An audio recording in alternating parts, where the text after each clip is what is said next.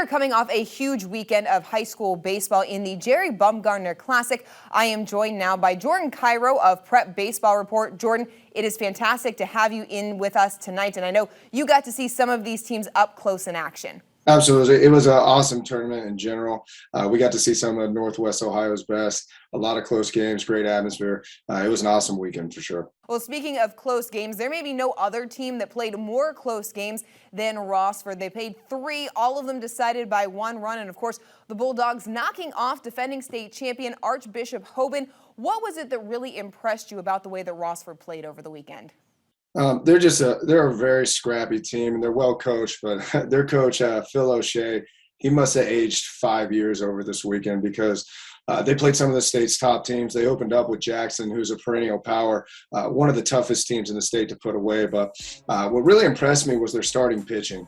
In that game, Brendan Revels went a complete game. A freshman, Jackson Yerkes, also went 7 innings. The only game that they didn't go, the starter didn't go a full 5, was game 2, and Brandon Swope still threw a heck of a game, 5 innings, really looked the part. So their starting pitching was there the entire time, kept them in every game. And one bounce here or there, they easily could have gone 3-0. And like you said, they knocked off the defending state champions. So I think it was a great weekend where they proved they can play with just about anyone in their division.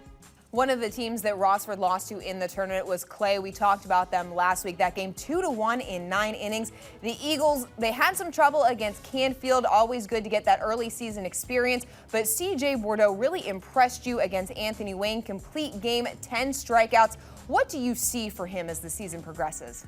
I think the sky's the limit for CJ. That was my first time really getting a good look at him in person, but he has a chance to be one of the best arms in this area. He's a good athlete. He competes, and that was a high-intensity game. When you're talking about Clay versus Anthony Wayne, those are 2 schools that know each other very well. And for just a sophomore, he had no flinch. I call it a low heartbeat. He wasn't nervous. He competed. He seemed to get better as the game went on, up to 87 with the fastball, was able to locate several secondary offerings, and just a guy with that athleticism, that competitive nature, not only is he going to look the part on the mound, but he's a guy who's going to keep those guys in ball games.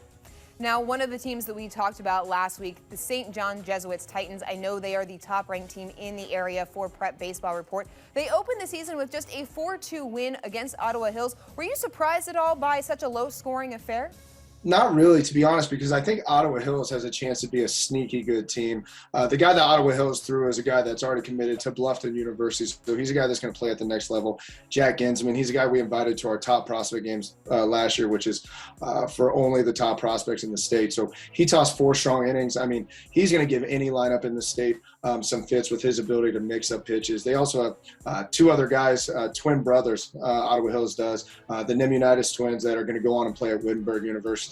So on paper, it might look like it should have been a little bit more of a high-scoring affair, but I think Ottawa Hills is going to be a really sneaky good team this year. But St. John's, a couple more bounces. It could have been a little bit wider of a score, but it was the Trey Lake show on that day. He did it all for him. I had a 3-run home run, came in. I think he struck out 7 guys in 4 innings pitched. So really, really solid showing for Trey. He kind of willed them to a victory in that game.